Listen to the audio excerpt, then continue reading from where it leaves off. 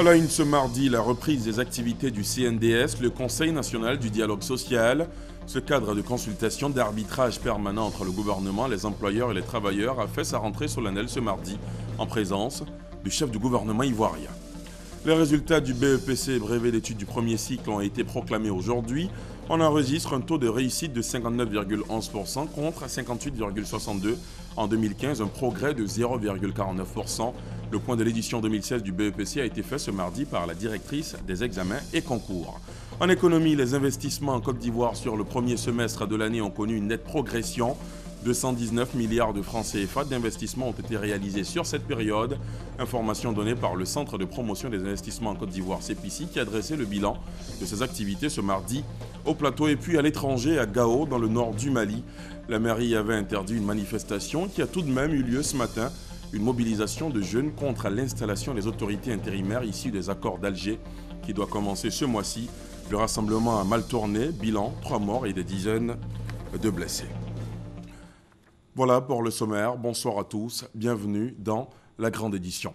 Après plusieurs mois de silence, c'est la reprise des activités du Conseil national du dialogue social. Le CNDS, cadre de consultation, d'arbitrage permanent entre le gouvernement, les employeurs et les travailleurs, a fait sa rentrée solennelle ce mardi. C'était en présence du Premier ministre Daniel Kablan. D'un camp, le récit de Gabriel Zani. Sans dialogue social, pas de respect du droit du travailleur, pas de paix sociale non plus pour tout gouvernement. Pour rétablir ce dialogue, cet échange entre patronat et travailleurs, le Conseil national du dialogue social a été créé en 2015 en remplacement du Conseil national du travail. Sa rentrée solennelle a eu lieu ce lundi en présence du chef et de 2 membres du gouvernement, le lieu pour le président du CNDS d'affirmer son engagement. La création du Conseil national du dialogue social en remplacement du Conseil national du travail est une avancée institutionnelle forte, en ce sens qu'elle renforce ainsi la volonté de voir le dialogue social comme le moyen d'encourager la formulation d'un consensus entre les principaux acteurs du monde du travail. Consensus, bonne gouvernance, stimulation de l'économie, de nouveaux objectifs au-delà des obligations traditionnelles du CNDS qui sont parmi tant d'autres la résolution des conflits en milieu du travail. En cela, le dialogue social est un régulateur des rapports sociaux. La rentrée solennelle du CNDS marque le démarrage effectif des activités sociales. En tout état de cause, mon ministère veillera au bon fonctionnement de cette importante instance du dialogue social dans l'édification d'une Côte d'Ivoire émergente. Si la question du travail oblige une consultation entre travailleurs et patronat, des moyens appropriés doivent être mis à la disposition des 54 membres du Conseil national du dialogue social, recevant ici leur feuille de route devant l'assistance. Le CNDS, organe tripartite, est appelé à promouvoir le dialogue social en milieu du travail en Côte d'Ivoire, et ainsi à jouer un rôle de baromètre dans le milieu professionnel. Comme tel, je vous encourage toutes et tous à œuvrer pour que tous les acteurs sociaux, qu'il s'agisse des administrations publiques ou parapubliques, des entreprises privées, modernes ou artisanales, ou du monde du travail, reconnaissent et s'approprient ce cadre privilégié de concertation sociale. Le dialogue social n'est pas un plus, c'est un absolu. C'est pourquoi il faut faire vivre le CNDS. Appel de tous ses voeux, Daniel Kablan donne camp pour que le pays réponde mieux aux défis de l'emploi et de la protection sociale.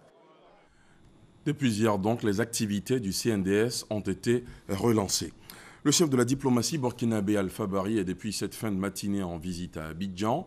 L'homme est porteur d'un message de son président, Roch-Marc Christian Kaboré, à son homologue Alassane Ouattara. À son arrivée, Alpha Bari a eu un entretien avec son homologue ivoirien, Albert Mabry Touakeus, au ministère des Affaires étrangères. Au plateau, comme nous le montre Thomas Guessambi. Réchauffement de liens diplomatiques entre Ouagadougou et Abidjan, pourrait-on dire. Alpha Bari, ministre burkinabé des Affaires étrangères, pour la 3e fois en moins d'une année, au bord de la lagune Éprié. Arrivé ce mardi 12 juillet en fin de matinée, l'homme a été reçu par son homologue ivoirien Albert Mabritoakeus avant de livrer à la presse l'objet de son déplacement. L'objet de la visite, c'est la préparation du 5e sommet du traité d'amitié entre la Côte d'Ivoire et le Burkina. Les brouilles et autres malentendus sont désormais derrière nous, n'a pas manqué de souligner à cet effet l'émissaire du gouvernement burkinabé. On ne va pas cacher les choses. Il y a eu des moments assez difficiles entre nos deux pays ces derniers temps. Il y a eu l'année d'agitation et ensuite la transition et aussi les questions que vous connaissez. Mais tout ça, c'est derrière nous. Cette visite d'Alpha Barry en Côte d'Ivoire prévoit, outre les rencontres avec le Premier ministre et le Président de la République, des séances de travail pour préparer le prochain sommet Côte d'Ivoire-Burkina Faso, prévu se tenir en fin de ce mois de juillet à Yamoussoukro. On en vient à la proclamation ce mardi des résultats du BEPC, le brevet d'études du premier cycle. On enregistre un taux de réussite de 59,11%. Contre 58,62 en 2015, un progrès donc de 0,49%. Le point de l'édition 2016 du BEPC a été fait ce mardi par la directrice des examens et concours. Le point de Patricia Omouetia. Examen du BEPC session 2016. 59,11% de taux de réussite et les filles sont en tête avec un taux d'admission de 58,50% contre 56,50% en 2015. Elles ont donc progressé de 2%. L'examen du BEPC et le test d'orientation en seconde ont enregistré un effectif de 330 048 candidats. Ils ont composé dans 552 centres sur l'ensemble du territoire national. Sur la base de 94,23% des effectifs nationaux, dont les résultats ont été vérifiés et consolidés par la DECO, on note un taux de réussite national de 59,11% à cette session 2016, contre 58,62% en 2015. Un progrès de 0,49% de plus a été accompli cette année. L'ensemble des opérations relatives à l'organisation du brevet d'études du premier cycle BEPC se sont achevées avec une tendance amorcée ces dernières années. Les candidats disposent de 48 heures à compter de la proclamation des résultats pour introduire leurs réclamations dans leurs centres de composition respectifs. Fini donc le suspense pour les aspirants au cycle supérieur de l'enseignement secondaire. Le taux de réussite a légèrement évolué, vous venez de le voir. Sur place, dans les centres de proclamation des résultats, nos équipes ont enregistré diverses réactions. La joie et la délivrance pour les admis et bien sûr la déception chez ceux qui ont échoué. Constat fait entre autres centres au lycée moderne Djedji Amondi à Adjamé. Toutes les émotions, les joies et les larmes tournées ce mardi par nos équipes de reportage. Lycée Djedji Amondi à Adjamé. Il est 14h ce mardi 12 juillet. L'impatience se lit sur les visages des candidats au BEPC à quelques minutes de la proclamation des résultats. 15 minutes plus tard, l'attente prend fin. Les premiers noms sont cités dans la foule, c'est l'agitation.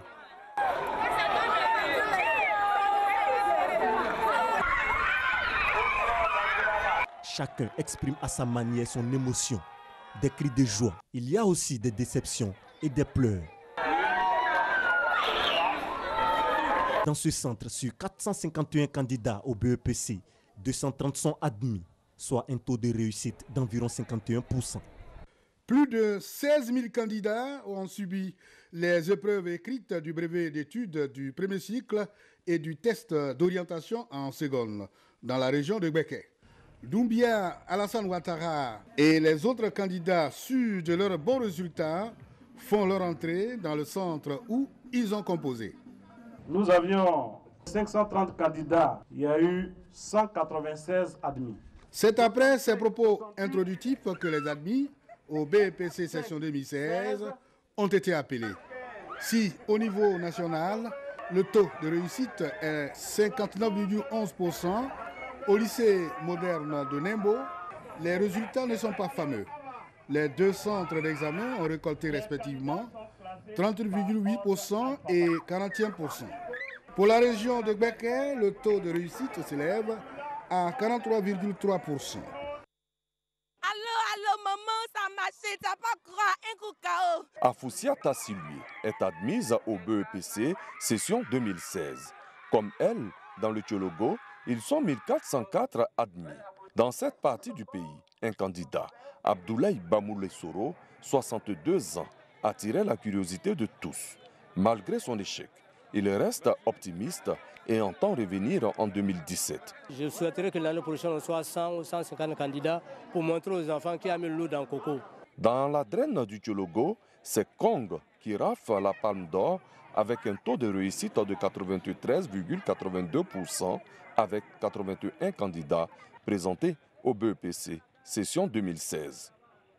Voilà, passé ces émotions, il faudra bien préparer la prochaine année scolaire qui s'ouvre dans maintenant un peu plus de 2 mois. Une rentrée qui s'annonce sous de bons auspices pour les écoliers de Ombran, Moronou et des villages environnants. C'est dans le département de Tomodi, dans le centre du pays. De nouveaux bâtiments scolaires ont été construits pour accroître la capacité de scolarisation des enfants. Les actions de développement entreprises par l'État et les cadres du village. L'établissement a été inauguré lors d'une cérémonie qui a enregistré une forte présence des membres du gouvernement, nous dit Kader Sogodogo. Un bâtiment de 3 classes financé entièrement par la Mutuelle de développement économique et social de Moronou. Plusieurs salles de classe réhabilitées et équipées. 2 autres bâtiments de 6 classes avec bureaux réalisés dans le cadre du programme présidentiel d'urgence PPU. Voilà de quoi rendre heureuses les populations de Ngbamoronou, village de plus de 5000 âmes qui comptera pour la rentrée scolaire prochaine 3 écoles primaires. Cette nouvelle a donné lieu à des retrouvailles dites fêtes de l'école initiée par la Mutuelle de développement économique et social de Moronou, MUDESMO.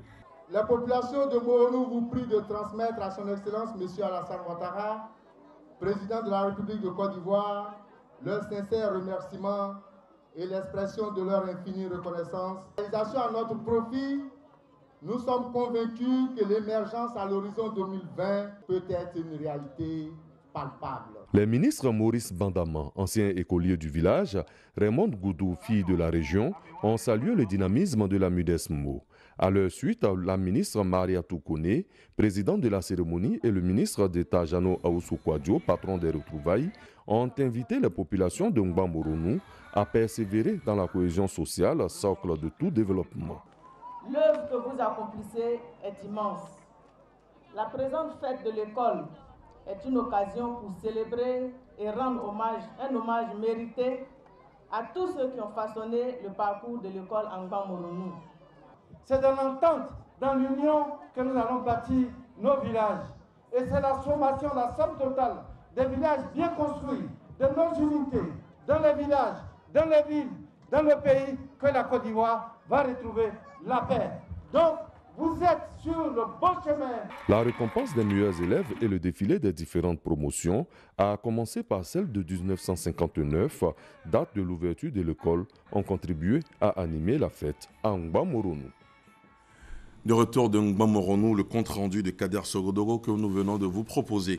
Les écoles connaissent une extension dans les villes de l'intérieur du pays. Les universités ne sont pas en reste. L'université Jean Lauragnon de Daloa a bénéficié d'une phase d'extension elle aussi. La ministre de l'Enseignement supérieur et de la Recherche scientifique, Bakayoko Liramata, s'y est rendue ce week-end sur le site pour constater l'état d'avancement des travaux. On fait le point avec Thérèse Tapeyoboué. Un restaurant moderne d'une capacité de 456 places, un amphithéâtre de 530 places avec des bureaux annexes, 12 salles de travaux dirigées, une grande salle de professeurs sont les travaux d'extension entrepris à l'université Lauragnon-Guédé de Daloa. C'est pour se rendre compte de l'état d'avancement de ces travaux que le professeur Liramata Bakayoko a effectué une visite sur les chantiers. Ce chantier s'inscrit dans le grand programme du président de la République, son Excellence M. Alassane Ouattara, pour qui la recherche, la formation et l'innovation doivent accompagner l'émergence de la Côte d'Ivoire à l'horizon 2020. Les unités régionales d'enseignement supérieur ont été transformées en universités de plein exercice. Et ensuite, il y a la construction de nouvelles universités et vous avez aussi l'université virtuelle pour l'enseignement à distance. Donc c'est tout cet écosystème qui est mis en place pour le développement de l'enseignement supérieur en Côte d'Ivoire. La présidente de l'université Lorignon-Guédé a salué les efforts consentis par le gouvernement pour la réhabilitation des infrastructures universitaires. Elle a déploré l'insuffisance du budget alloué à l'université et rassuré les étudiants de l'ouverture prochaine des masters et les a invités à plus de sagesse. Madame la ministre, avec laquelle nous avons échangé, nous a rassuré que nous pouvons ouvrir les masters. Je voudrais donc les rassurer. Ce n'est pas la peine de casser les infrastructures que le gouvernement de l'État de Côte d'Ivoire a bien voulu mettre à la disposition des étudiants de Jean Lorignon-Guédé. Je les encourage à les entretenir et à ne pas les casser. Le professeur Liramata, au cours de cette visite, a rencontré également le personnel administratif. Des images, celles de la ministre de la Communication à la rencontre de la presse privée. Maître Afoussiata Bambalamine s'est rendu au siège du groupe de presse Olympe, dans les locaux de Radio Espoir, média confessionnel catholique, et Alerte Info, un média en ligne. Encouragement au bon exercice du métier, au respect des règles de la déontologie ont été les maîtres à mots de la porte-parole adjointe du gouvernement à l'endroit des organes visités. En économie, je vous l'annonçais en titre, les investissements en Côte d'Ivoire sur le premier semestre de l'année ont connu une nette progression. 219 milliards de francs CFA d'investissements ont été réalisés sur cette période. Information donnée par le Centre de promotion des investissements en Côte d'Ivoire, CPICI, qui a dressé le bilan de ses activités ce mardi au plateau. Le compte-rendu de Jean-Luc Bango. 6664. C'est le nombre de sociétés créées entre janvier et juin 2016 en Côte d'Ivoire. En moyenne, 57 sociétés créées par jour. Pour le directeur général du Centre de promotion des investissements en Côte d'Ivoire, CPICI, cette performance s'explique par l'amélioration de l'environnement des affaires. À l'époque, on émettait les permis de construire, les diligences plutôt qu'on mettait pour émettre un permis de construire étaient les mêmes, quel que soit le type de logement. Aujourd'hui, la loi donne 5 catégories de risques. Donc, l'approche du permis de construire a été modifiée en amenant la notion de risque. 103 sociétés sur les 6664 ont effectivement été agréées par le CPICI, ce qui représente un volume d'investissement de 219 milliards de francs CFA. Les secteurs les plus visés par les entrepreneurs sont les prestations de services, le commerce et les BTP. Nous avons décidé d'aller à l'industrialisation dans le PND 2016-2020 et pour l'industrialisation, il faut qu'on aille chercher l'investisseur. Atteindre d'ici à fin décembre 2016 un volume d'investissement de 810 milliards de francs CFA reste le principal défi du CPICI, surtout que la Côte d'Ivoire vise un taux d'investissement global de 24% en 2020 contre 20% l'année dernière. Et cet appui de la France à hauteur de plus de 2 milliards de francs CFA en direction de plusieurs pays d'Afrique francophone, dont la Côte d'Ivoire. Il s'agit de la 3e phase du projet d'appui à la promotion de l'emploi et à la réduction de la pauvreté. L'objectif est d'améliorer la gouvernance du marché du travail de 2016 à 2019. Serge Coléa.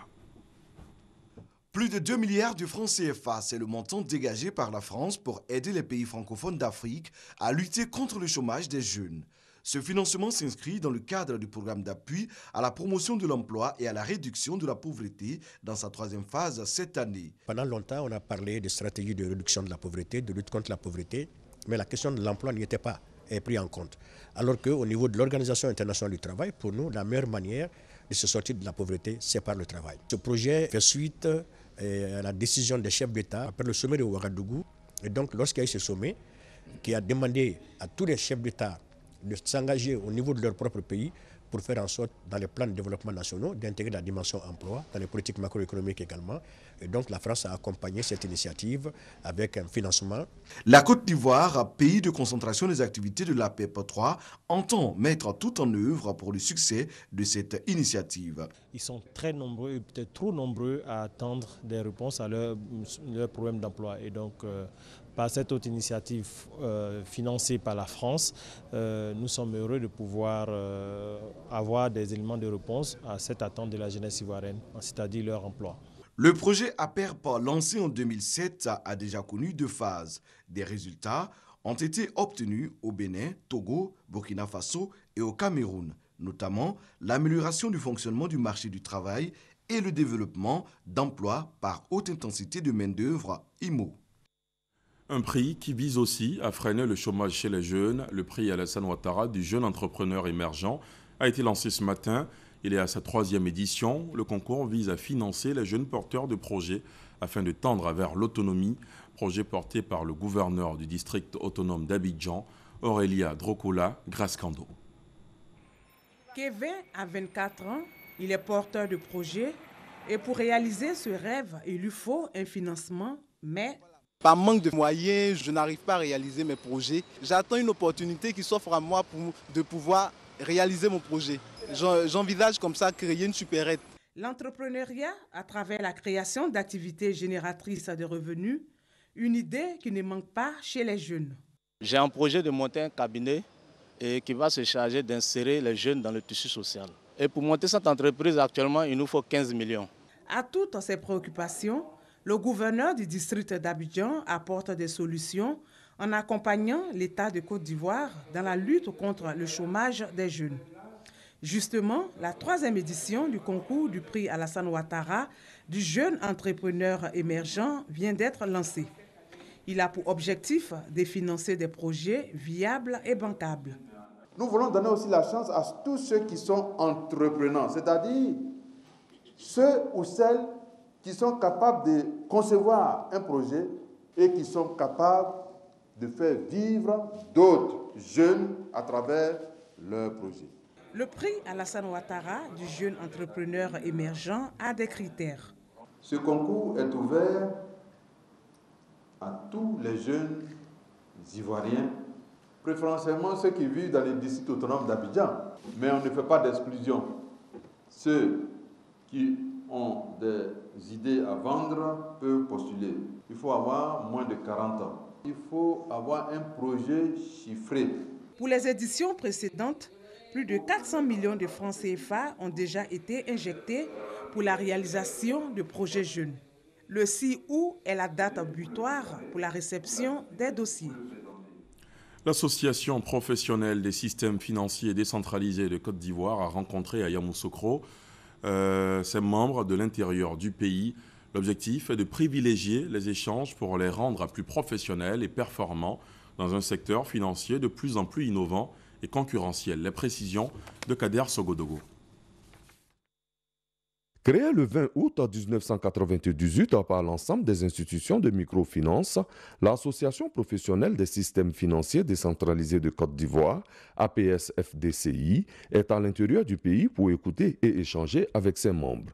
En 2015, cette association comptait 62 institutions de microfinance, dont 49 mutuelles et 13 sociétés anonymes. En cours de crédit toujours en fin 2015, ces institutions enregistraient 138,2 milliards de francs CFA et en épargne collectée 175,7 milliards de francs CFA. Son importance dans le pays est donc avérée. Aussi, le monde des finances étant en perpétuel mouvement, avec de nombreuses innovations et une concurrence farouche, il appartient à la PSFDCI d'inculquer à ses institutions membres un professionnalisme gagnant. L'activité qu'on vient de mener, montrer notre forte présence auprès des institutions qui sont membres, mais aussi surtout renforcer les capacités davantage de nos institutions, de toutes les ressources humaines qui travaillent dans le secteur. Sur les 62 institutions de microfinance qui existent en Côte d'Ivoire, les 3 quarts sont basés à Abidjan. Celles de l'intérieur du pays apprécient la démarche de leur association. Nous sommes vraiment très ravis de la rencontre que nous avons avec notre association ce matin, parce que c'est cette association qui est en charge de la formation. Le marché est grand, très vaste, et nous avons notre place, c'est d'être sérieux, très sérieux, de travailler honnêtement. À ce jour, ce sont 1 228 000 clients qui ont recours au service des microfinances en Côte d'Ivoire. Un nombre qui va certainement s'accroître avec la volonté de professionnalisme dans ce secteur. Le directeur de cabinet adjoint du ministre de la Justice, Kwasi Bernard, a procédé ce mardi au déploiement du matériel technique devant servir pour les audiences foraines sur l'ensemble du territoire national. Cette vaste opération d'audience foraine démarre demain et prendra fin le 24 juillet prochain. Elle s'inscrit dans le cadre de la révision des listes électorales. Elle permettra aux nouveaux majeurs qui en sont dépourvus d'établir un jugement supplétif d'acte de naissance et un certificat de nationalité. Quant au jugement supplétif d'acte de décès qui seront délivrés, ils permettront la radiation des personnes décédées qui figurent encore sur les listes électorales. Les actes à délivrer lors de ces audiences foraines sont totalement gratuits. 10 années après le drame de déchets toxiques qui a secoué la Côte d'Ivoire, les chiffres font état de plus de 100 000 victimes. En ce moment, des experts européens de la dépollution travaillent sur les 17 sites concernés. Il s'agit de vérifier si la dépollution initiée à l'époque a porté les fruits escomptés. On fait le point avec Doigt des Lasers. Djibi, dans la commune d'Abobo. Les populations de ce village ont été victimes du déversement des déchets toxiques du Propokuala en août 2006.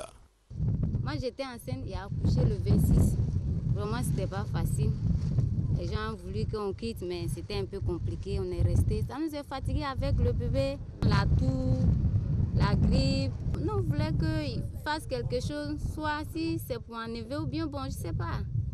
Un processus de dépollution a été entamé depuis 2007 par l'État de Côte d'Ivoire sur les 17 sites du déversement des produits toxiques dans le district d'Abidjan. Pour s'assurer des résultats, le gouvernement ivoirien a commandité un audit d'analyse biologique du sol et de l'air sur l'ensemble des sites concernés. Les Européens de dépollution sont à la tâche. Une équipe commise par le PNUE est sur le terrain. On se rapproche aussi des populations qui habitent dans les environs pour voir la qualité de l'eau qu'elles consomment, la qualité du sol.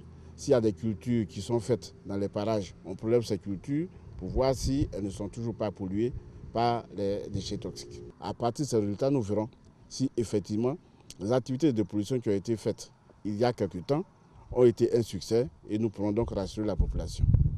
De 2006 à 2007, 103 000 personnes ont été contaminées par l'air pollué des déchets toxiques du Propokuala dans les communes d'Abidjan. 16 victimes parmi elles sont mortes à l'issue de cette pollution. Les résultats de cet audit sont attendus par les gouvernants et les populations qui ont pour seul espoir vivre en bonne santé. Ouverte hier la présentation du schéma directeur d'urbanisme du Grand Abidjan et des plans directeurs d'urbanisme des chefs-lieux des régions est à son deuxième jour. La population afflue dans les différentes salles pour s'imprégner de ce qui est prévu dans leur localité en vue de faire des suggestions constructives. La rencontre se tient au plateau, nous dit Herman Yamia. Paul Clan est le président des propriétaires terriens de San Pedro.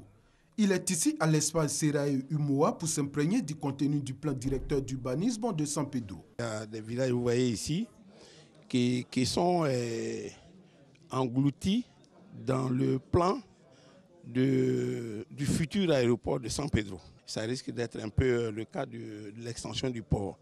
Alors on voudrait quand même faire des remarques là-dessus pour que les choses changent un petit peu. Le président des propriétaires terriens de San Pedro est tout de suite rassuré. Vous dites qu'il y a des villages qui ont été inclus dans la zone aéroportuaire. Voilà. Donc, étant donné que ça sera le patrimoine de l'État, l'État va recaser ces populations qui sont ici. Contrairement à Paul Clan, certains visiteurs sont entièrement en phase avec le plan directeur d'urbanisme de leur localité. Nous avons sur ce plan un cimetière qui est prévu de près de 100 hectares, alors qu'aujourd'hui, nous n'avons pas de cimetière à Gagnoa. Le cimetière qui est là existe depuis les années 50. Vous voyez déjà, ça résout un problème. Les problèmes de gare routière, la ville, tout est concentré au commerce, alors que maintenant, chaque sortie de la ville dispose d'une gare routière. Des avis et suggestions, c'est tout le sens de l'exposition des plans directeurs d'urbanisme des chefs-lieux des régions. Le ministère de la Construction et de l'Urbanisme entend à travers cette initiative impliquer les populations dans la finalisation des schémas directeurs afin d'éviter à l'avenir des contestations. Les préoccupations les plus pertinentes vont être prises en compte, mais il y a des préoccupations, si elles ne sont pas techniquement acceptables, ne seront pas prises en compte. Au deuxième jour de cette présentation du schéma directeur d'urbanisme du Grand Abidjan et des plans directeurs d'urbanisme des 32 chefs-lieux des régions de la Côte d'Ivoire qui s'achève ce mercredi, l'événement suscite beaucoup d'intérêt chez les populations, vu l'engouement qui règne dans les différents stands et salles d'exposition. À l'étranger, direction d'abord Gao, dans le nord du Mali, où la mairie avait interdit une manifestation qui a tout de même eu lieu ce matin. Une mobilisation de jeunes à l'appel de plusieurs organisations de la société civile contre l'installation des autorités intérimaires issues des accords d'Alger qui doit commencer ce mois-ci. Il demande aussi leur intégration dans l'armée, un rassemblement qui a mal tourné. Bilan, 3 morts et des dizaines de blessés.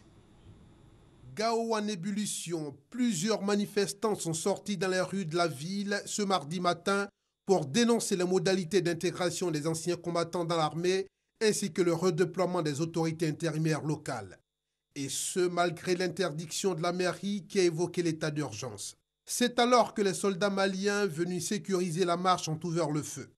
Bilan, 3 morts et plus d'une dizaine de blessés parmi les manifestants. Nous avons voulu marcher pour venir faire notre sitting et nous avons dit que c'est une marche pacifique. Et voilà que les autorités qui veulent que ça soit un désordre ont fait sciemment d'amener l'armée, d'amener la garde, d'amener la gendarmerie, la police et ils sont en train de tirer à balles réelles. À la mi-journée, la situation était toujours confuse dans la ville. Les blessés continuent d'affluer vers l'hôpital et le bilan devrait s'alourdir selon le personnel médical. C'est en juin 2015 que le gouvernement malien et les groupes armés signataires de l'accord de paix d'Alger se sont entendus sur la création d'autorités intérimaires dans les 5 régions administratives du Nord Mali, dont le déploiement prévu dans ces jours a mis le feu aux poudres à Gao. Le président américain Barack Obama s'est rendu aujourd'hui à Dallas. Il a rendu hommage aux 5 policiers tués la semaine dernière par un ancien soldat noir. Le président a tenté de rassembler la communauté divisée par les violences policières. Il a également tenté d'apaiser la communauté noire qui manifeste depuis une semaine. Une tâche très délicate dans un contexte particulièrement tendu. Et pour terminer, toujours aux États-Unis, sachez que Bernie Sanders, l'ancien rival d'Hillary Clinton, à la Maison-Blanche, a reconnu ce mardi sa défaite dans la primaire démocrate et a assuré l'ancienne secrétaire d'État de son soutien. C'est la fin de ce journal. Merci de l'avoir suivi. Excellente soirée sur RTI 1.